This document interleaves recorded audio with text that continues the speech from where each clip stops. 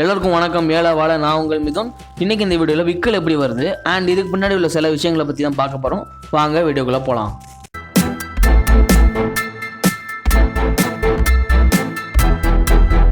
விக்கல் வர்றதுக்கு காரணமான மசில் வந்து டயாஃப்ராம் உதரவிதானம்.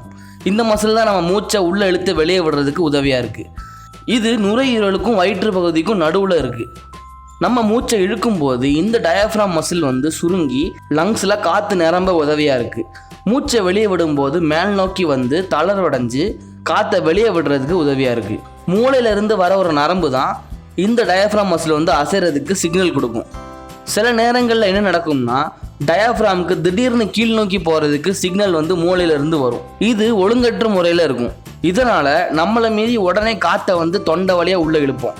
இப்படி நடக்கும்போது நம்ம குரல் தண்டு, அதாவது வாக்கல் கார்டில் உள்ள கிளாட்டிஸ் பகுதி வந்து ப்ரெஷர் டிஃபரன்ஸால் டக்குன்னு மூடும்.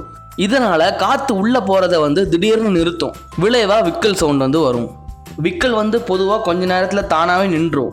எப்போவாச்சும் அதிக நேரம் இந்த விக்கல் வந்து நிற்காமல் வரும். அப்போ வந்து நம்ம என்ன பண்ணணும்னா டயாஃப்ராம் வந்து ரிலாக்ஸ் பண்ணணும். அதாவது டயாஃப்ராம் கண்ட்ரோல் பண்ணுற வேகஸ் நர்வோட செயல்பாடை வந்து பழையபடி கொண்டு வரணும். இந்த நரம்பு தான் மூச்சு விடுறது, இதய துடிப்பு மாதிரி மற்ற சில வேலைக்கும் உதவியாக இருக்குது. இந்த வேகஸ் நர்வோட செயல்பாடை வந்து மீட்டெடுக்க வேகஸ் நர்வை வந்து தூண்டணும், இல்லைனா திசை திருப்பணும். அப்போ டயாஃப்ராமுக்கு போகிற சிக்னல் வந்து சரியாக மாறும். எடுத்துக்காட்டுக்கு சீனியை வந்து வாயில் போட்டு மென்று மெதுவாக சாப்பிட்றத சொல்லலாம். இப்படி பண்ணும்போது வேகஸ் நர்வ் வந்து டயாஃப்ராமில் இருந்து தொண்டைக்கு அதோட கவனத்தை திருப்ப வாய்ப்பு இருக்குது. இதனால் சிலருக்கு விக்கல் நிற்கலாம்.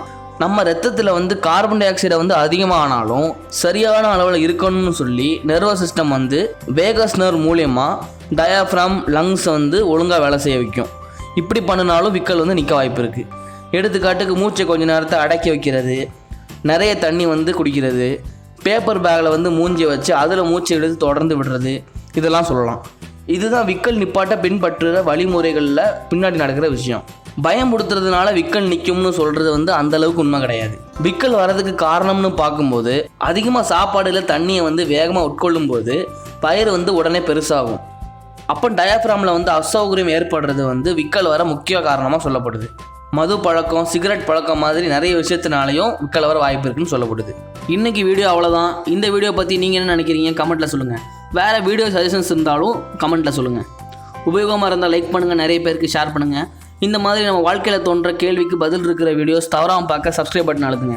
அண்ட் பெல் ஐக்கானோட சேர்த்து ஆலையும் கிளிக் பண்ணிக்கோங்க. அப்போ தான் நான் போடுற எல்லா வீடியோஸ்க்கும் நோட்டிஃபிகேஷன் வரும். இன்ஸ்டாகிராம், டெலிகிராமில் ஃபாலோ பண்ணணும்னு நினச்சிங்கன்னா டிஸ்கிரிப்ஷனில் லிங்க் இருக்குது, அங்கே கிளிக் பண்ணி நீங்கள் ஃபாலோ பண்ணிக்கலாம். இங்கே கிளிக் பண்ணி மற்ற வீடியோஸும் பார்த்துட்டும் கூட நீங்கள் உபயோகமாக இருக்குன்னு நினச்சா சப்ஸ்கிரைப் பண்ணலாம். இன்னொரு வீடியோவில் பார்ப்போம். நன்றி.